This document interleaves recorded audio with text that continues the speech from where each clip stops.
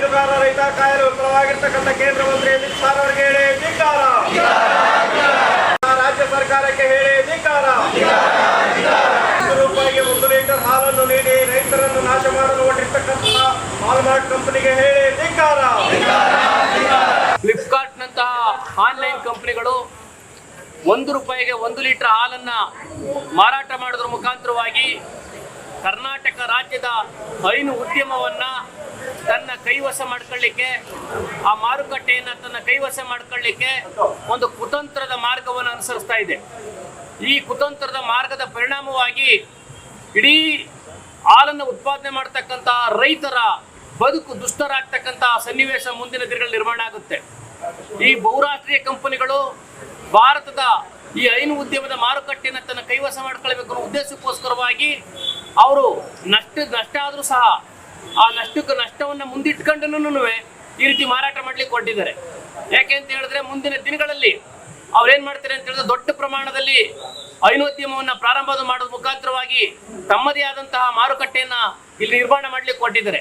ಈಗಾಗಲೇ ಬೇರೆ ಬೇರೆ ಅಮೂಲ್ ಅಂತ ಸಂಸ್ಥೆಗಳಿಂದ ಮಹಾರಾಷ್ಟ್ರ ಇರ್ಬೋದು, ಹೆರಿಟೇಜ್ ಅಂತ ಸಂಸ್ಥೆಗಳಿರ್ಬೋದು, ತಮಿಳುನಾಡಿನಲ್ಲಿ ಇರ್ಬೋದು, ಈ ಕಡೆಯಿಂದ ಹಾಲುಗಳನ್ನ ತರಿಸ್ಕೊಂಡು ಅವರು 1 ರೂಪಾಯಿಗೆ ಬೇರೆ ವಸ್ತುಗಳನ್ನ ಖರೀದಿ ಮಾಡ್ತಕ್ಕಂಥ ಸಂದರ್ಭದಲ್ಲಿ ಇದನ್ನು ಹಾಲನ್ನು ಕೊಡ್ತಾ ಇದ್ದಾರೆ. ಈಗ ಬೆಂಗಳೂರಿನ ಹಾಲು ಒಕ್ಕೂಟ ಒಂದರಲ್ಲೇ ದಿನಕ್ಕೆ 50,000 ಲೀಟರ್ ಹಾಲು ಮಾರಾಟ ಆಗ್ತಕ್ಕಂಥದ್ದು ಈಗ ಕಡಿಮೆ ಆಗಿದೆ. ಮುಂದಿನ ದಿನಗಳಲ್ಲಿ ಅದೇ ರೀತಿಯಲ್ಲೇ ನಮ್ಮ ಮನ್ಮುಲ್ಲು ಬರ್ಬೋದು ಅಥವಾ ಬೇರೆ ಬೇರೆ ಒಕ್ಕೂಟಗಳೇನಿದೋ ಆ ಒಕ್ಕೂಟಗಳ ವ್ಯಾಪ್ತಿಗೆ ಅದು ದೊಡ್ಡ ರೀತಿಯ ಹೊಡೆತ ಬೀಳ್ತದೆ. ಮಂಡ್ಯ ಜಿಲ್ಲೆಯಲ್ಲಿ 10 ರಿಂದ 11 ಲಕ್ಷ ಲೀಟರ್ ಹಾಲು ಪ್ರತಿನಿತ್ಯ ಇವತ್ತು ಉತ್ಪಾದನೆ ಆಗ್ತಾ ಇದೆ. ಹಾಲನ್ನು ಇವತ್ತು ಲಿಕ್ವಿಡ್ ರೂಪದಲ್ಲಿ ಮಾರಾಟ ಮಾಡೋದೇ ಕಷ್ಟ ಆಗಿ 4 ರಿಂದ 5 ಲಕ್ಷ ಲೀಟರ್ ಹಾಲು ಮಾತ್ರ ಇವತ್ತು ಲಿಕ್ವಿಡ್ ರೂಪದಲ್ಲಿ ಹೋಗ್ತಾ ಇರ್ತಕ್ಕಂಥದ್ದು. ಇನ್ನು ಉಳಿದಂತ ರೀತಿಯಲ್ಲಿ ಬೇರೆ ಬೇರೆ ಉಪ ಉತ್ಪನ್ನಗಳನ್ನ ಮಾಡ್ತಕ್ಕಂಥದ್ದು ಇರ್ಬೋದು, ಪೌಡರ್ಗಳನ್ನ ಮಾಡ್ತಕ್ಕಂಥದ್ದು ಇರ್ಬೋದು, ಈ ರೀತಿಯಾದಂತಹ ರೀತಿಯಲ್ಲೇನೆ ಅದನ್ನ ಹಾಲನ್ನ ಮಾರಾಟ ಮಾಡ್ಲಿಕ್ಕೆ ಎಣಗಾಡ್ತಾ ಇರ್ತಕ್ಕಂಥ ಸಂದರ್ಭದಲ್ಲೇನೆ ಇಂತಹ ಒಂದು ಇಡೀ ನಮ್ಮ ಹಾಲು ಉತ್ಪಾದನೆ ಮಾಡ್ತಾ ಇರ್ತಕ್ಕಂಥ ಈ ಉದ್ಯಮವನ್ನು ಹಾಳು ಮಾಡ್ಲಿಕ್ಕೆ ವಾಲ್ಮಾರ್ಟ್ ಅಂತ ಕಂಪನಿಗಳು, ಫ್ಲಿಪ್ಕಾರ್ಟ್ ಅಂತ ಕಂಪನಿಗಳು, ಅಮೆಜಾನ್ ಅಂತ ಬಹುರಾಷ್ಟ್ರೀಯ ಕಂಪನಿಗಳು ನಮ್ಮ ದೇಶದೊಳಗಡೆಗೆ ಮುಕ್ತವಾದಂತ ರೀತಿಯಲ್ಲಿ ಇಂತಹ ಒಂದು ಲೂಟಿ ಮಾಡ್ಲಿಕ್ಕೆ, ದಿವಾಳಿ ಮಾಡ್ಲಿಕ್ಕೆ ಹೊರಟಿದ್ದಾರೆ. ಆದ್ರೆ ಕೇಂದ್ರ ಸರ್ಕಾರ ಇವತ್ತು ಏನು ಇದ್ರದ್ದು ಒಂದು ಸ್ಪರ್ಧಾತ್ಮಕವಾದಂತಹ ಜಗತ್ತಿನಲ್ಲಿ ಈ ನಿಯಂತ್ರಣವನ್ನು ಏರ್ತಕ್ಕಂಥ ಪ್ರಯತ್ನವನ್ನ ಮಾಡಬೇಕು. ಅದ್ರ ಕಾಂಪಿಟೇಷನ್ ಕಮಿಷನ್ ಏನಿದೋ ಅದು ಕಾಂಪಿಟೇಷನ್ ಕಮಿಷನ್ ಆಫ್ ಇಂಡಿಯಾ ಅಂತಕ್ಕಂಥ ಒಂದು ಸಂಸ್ಥೆ ಏನಿದೋ ಆ ಸಂಸ್ಥೆ ಅವ್ರ ಮೇಲೆ ನಿಯಂತ್ರಣ ಇರಬೇಕು. ಅಮಿತ್ ಶಾ ಸಹಕಾರಿ ಸಚಿವರಾದ್ರು, ಇಡೀ ಸಹಕಾರಿ ರಂಗವನ್ನೇ ನಾವು ಉದ್ಧಾರ ಮಾಡ್ತೀವಿ ಅಂತ ಹೇಳಿ ಹೊಸದಾಗಿ ಅವರು ಅಂತ ಒಂದು ಹುದ್ದೆಯನ್ನ ಸೃಷ್ಟಿ ಮಾಡ್ಕೊಂಡು ಖಾತೆಯನ್ನ ಸೃಷ್ಟಿ ಮಾಡಿದ್ರು.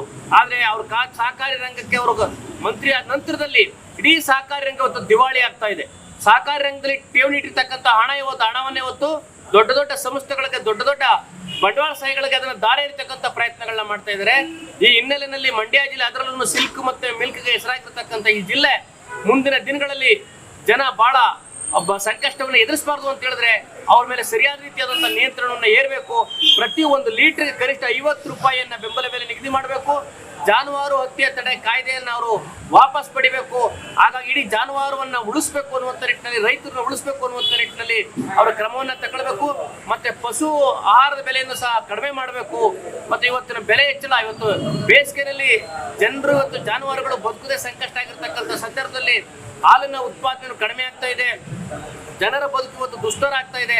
ಅಂತ ಸಂದರ್ಭದಲ್ಲಿ ನಮ್ಮ ಇಲ್ಲಿಯ ಮಂಡ್ಯ ಜಿಲ್ಲಾ ಹಾಲು ಒಕ್ಕೂಟ ಹಾಲು ಉತ್ಪಾದಕರ ನೆರವಿಗೆ ಬರಬೇಕು, ಹಾಲಿನ ಬೆಲೆಯನ್ನು ಹೆಚ್ಚಳ ಮಾಡಬೇಕು ಅಂತ ಹೇಳಿ ಕರ್ನಾಟಕ ಪ್ರಾಂತ ರೈತ ಸಂಘಟನೆ ಹಾಗೂ ಹಾಲು ಉತ್ಪಾದಕರ ಕ್ಷೇಮಾಭಿವೃದ್ಧಿ ಸಂಘದ ವತಿಯಿಂದ ನಾವು ಒತ್ತಾಯವನ್ನು ಮಾಡ್ತಾ ಇದ್ದೇವೆ.